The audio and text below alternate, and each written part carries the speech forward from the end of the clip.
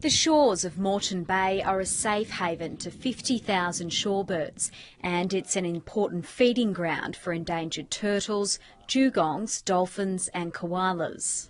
The wetlands are listed under the Ramsar Convention, an international treaty to protect vital habitats of migratory birds. But this harbour is also the gateway to Stradbroke Island, and many say it needs a revamp. This place really needs it. If these blokes here that go fishing, you have a look over there, they've got this little ramp. If you're on your own, it's near impossible. The $1.3 billion development proposal has both the Federal Environment Department and local groups concerned. The first two plans for Toondah Harbour were dropped or scaled back. Under the latest plan, 32 hectares of protected wetlands would be dredged to make way for 3,600 apartments, a new port and a 200-berth marina.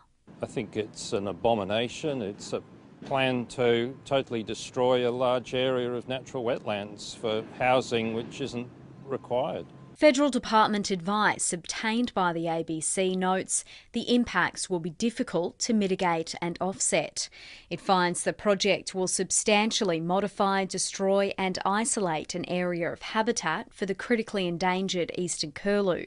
The department is not confident a proposed 250-metre buffer zone will reduce impacts on migratory shorebirds, and it's concerned the changes to the channel and water quality could cause algal blooms. It's also raised concerns about the impact on endangered loggerhead turtles and vulnerable koalas. I think they show quite clearly that officers in the Department of the Environment in Canberra are very concerned about the project's impact on threatened species and the character of the Ramsar site itself. The water taxi service says the harbour desperately needs an upgrade to keep up with demand for Stradbroke Island.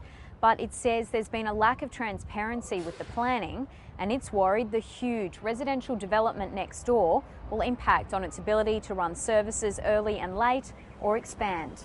The harbour is a declared priority development, meaning it's exempt from normal state planning and assessment processes, although the Queensland Government says it must be consistent with international wetland conventions.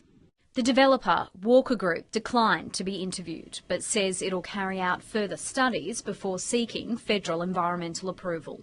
Laura Gartree, ABC News, Cleveland.